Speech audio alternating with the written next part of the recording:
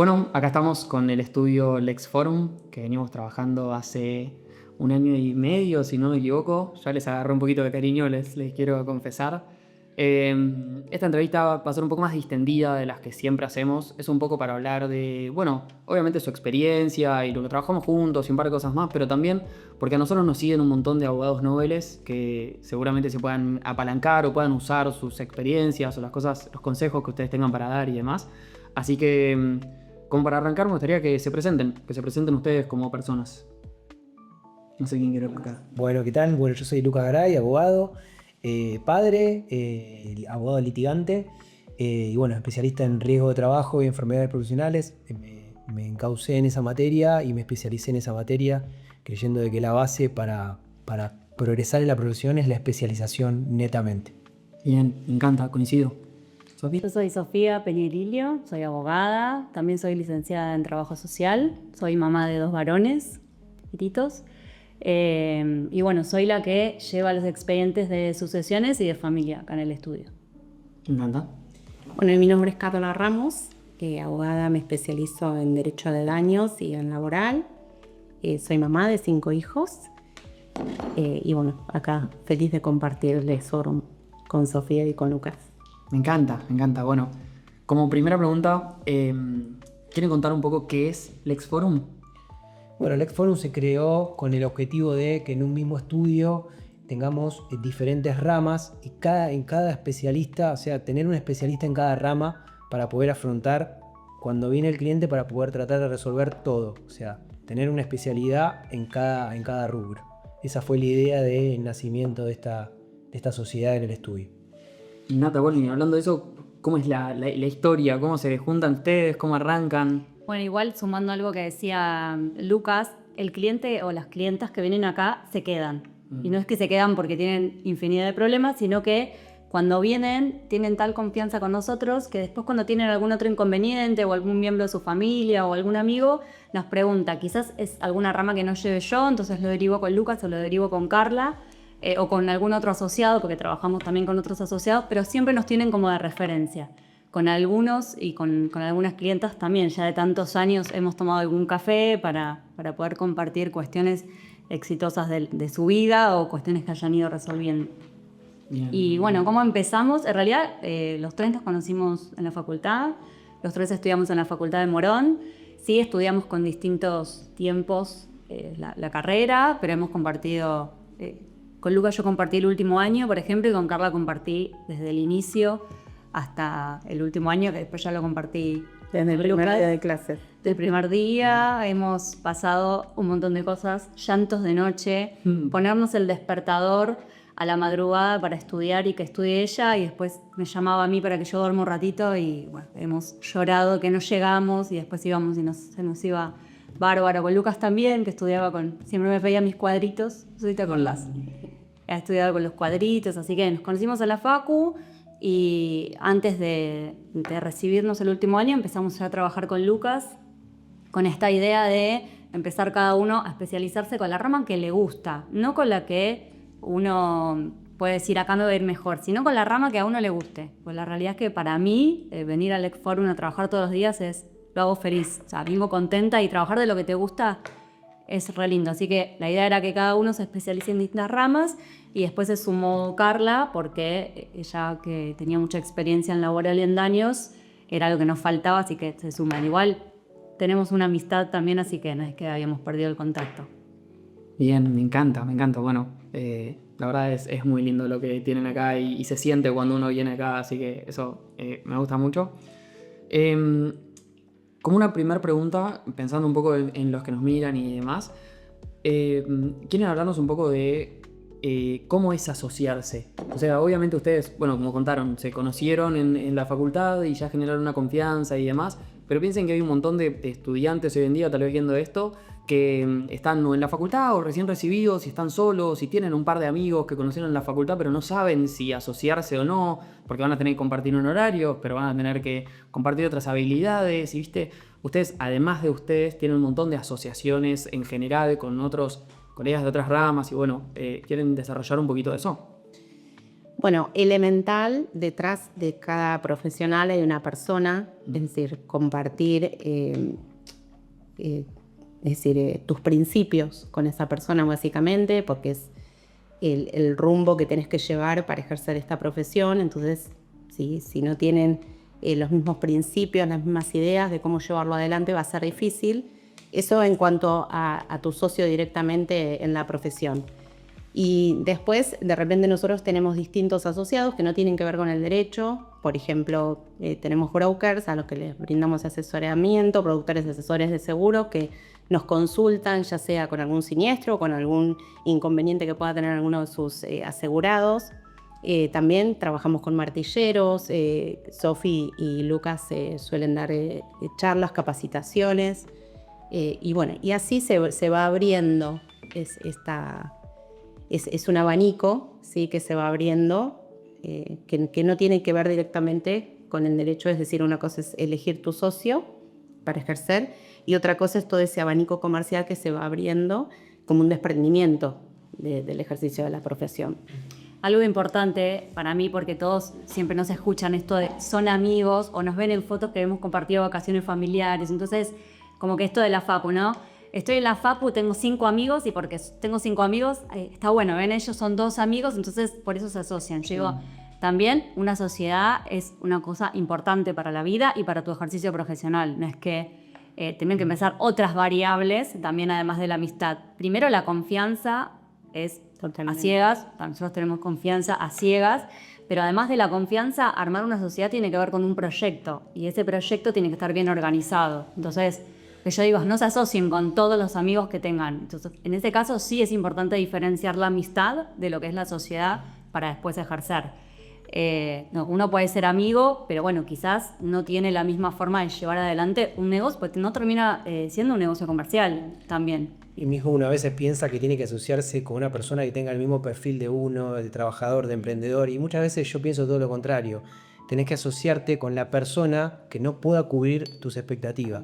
Ya si hay gente que es bueno para analizar una demanda y hay otra gente que es bueno sentarse con el cliente, explicarle un procedimiento, pasarle honorarios, que muchas veces tenemos el problema con los honorarios, y hay un abogado que muchas veces no sabe pasar honorarios, pero es muy técnico.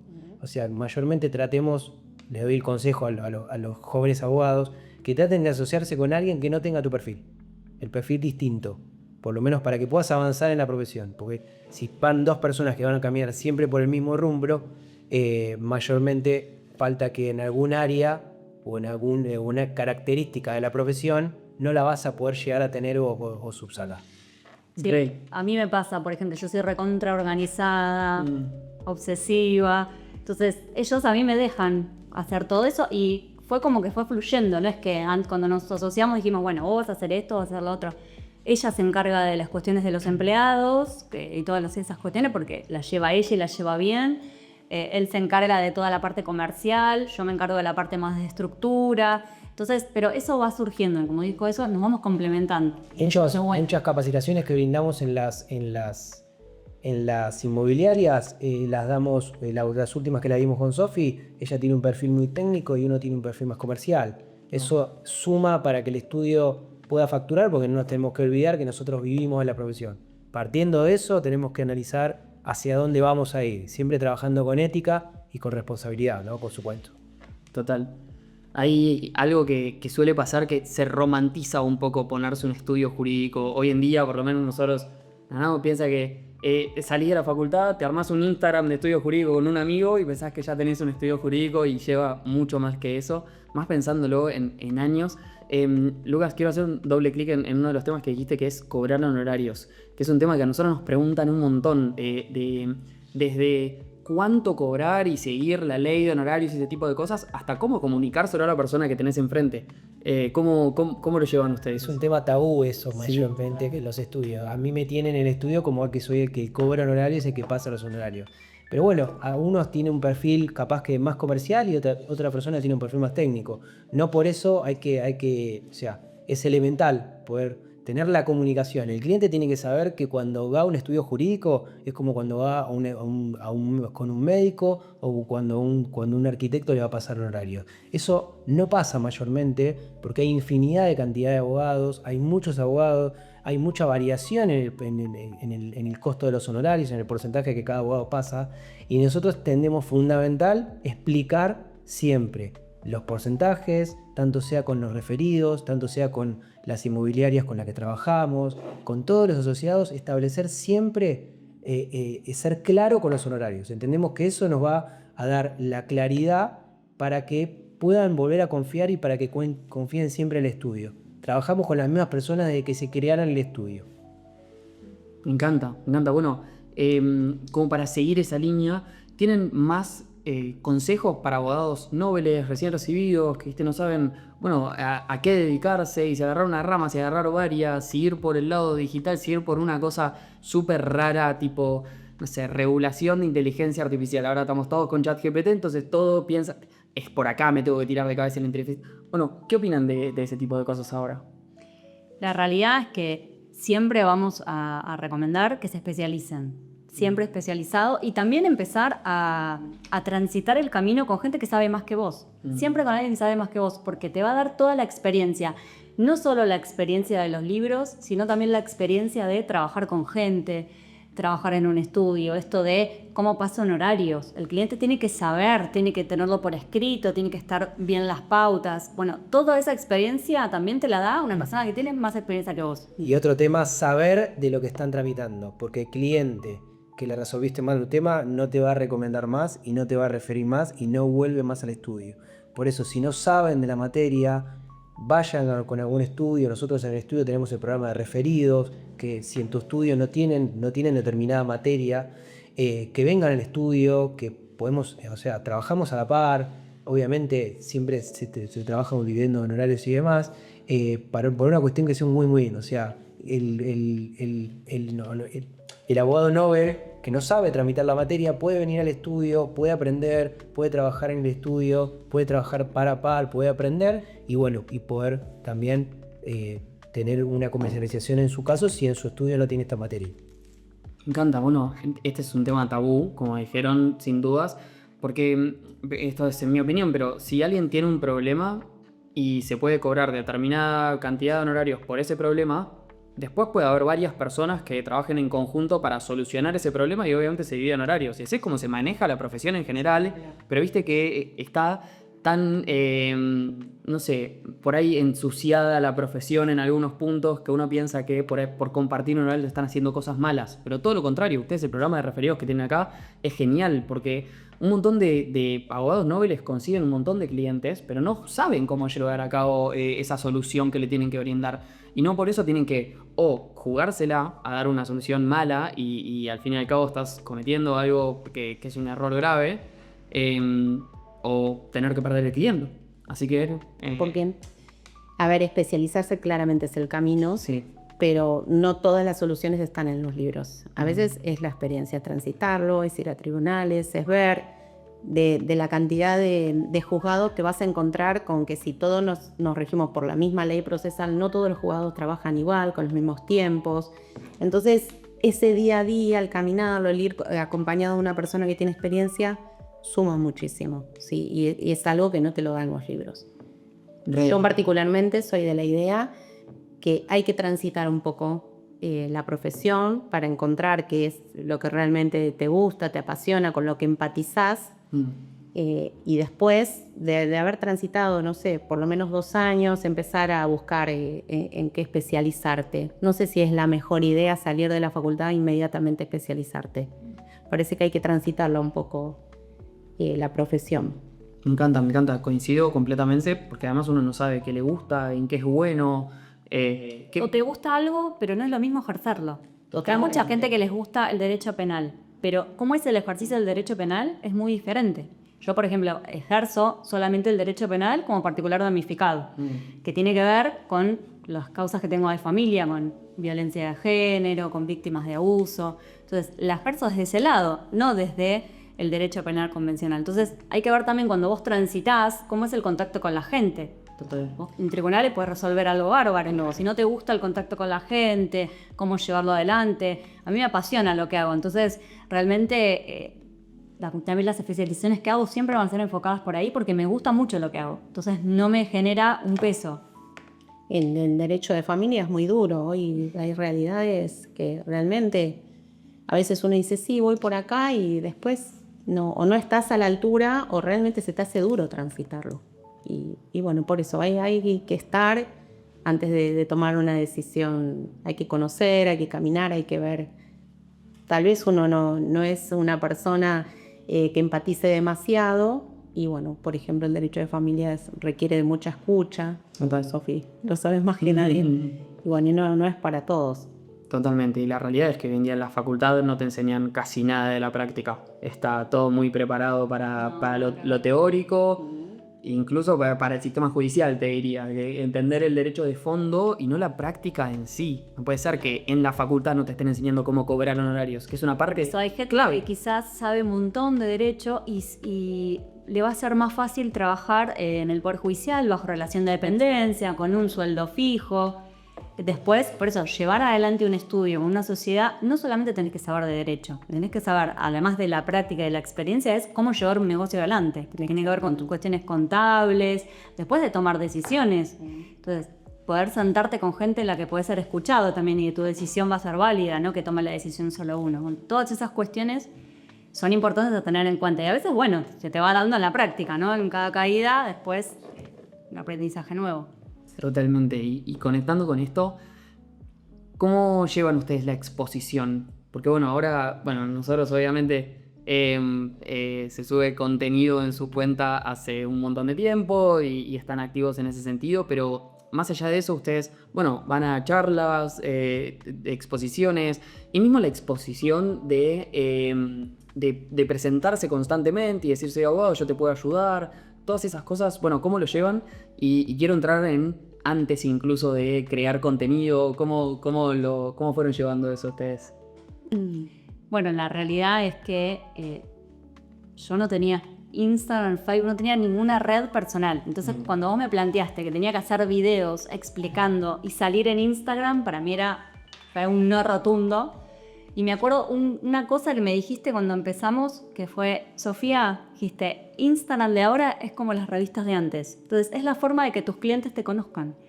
Y si bien nosotros no solemos trabajar con clientes que no sean referidos, mayormente nuestros clientes nos conocen, o me conocen a Lucas, me conocen a Carla, nos conocen o llevamos algún otro caso, fue la forma de que los que ya nos conocen sepan qué hacemos en el estudio, lo que no hago yo, lo que hacen ellos. Entonces, y la forma en la que trabajamos, también contar la casuística, ¿no? Un caso que vino, no solamente cuestiones teóricas.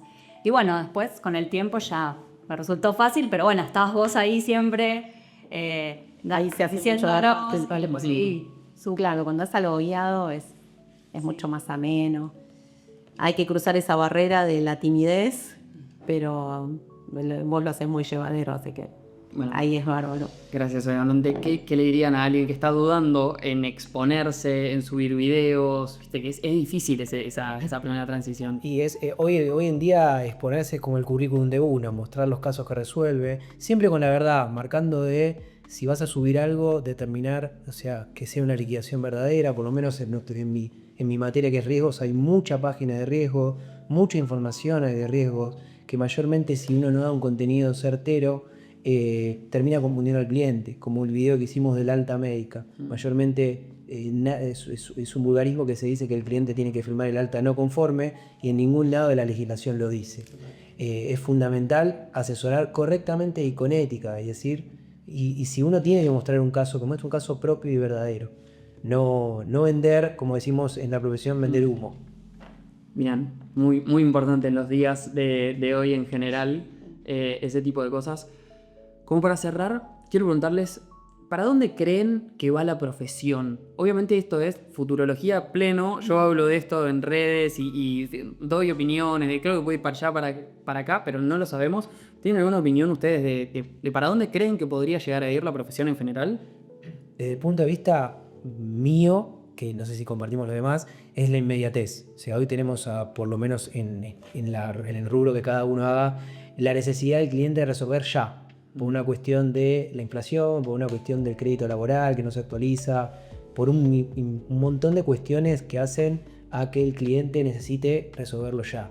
Entiendo que se está perdiendo el abogado anterior, el litigante, el que va a tribunales y demás, y trata de resolverlo con los medios alternativos de resolución de conflictos, ya sea superintendencia de riesgo de trabajo, vía administrativa, en una mediación civil en daños y demás. Yo creo que se está tendiendo a bajar la litigiosidad.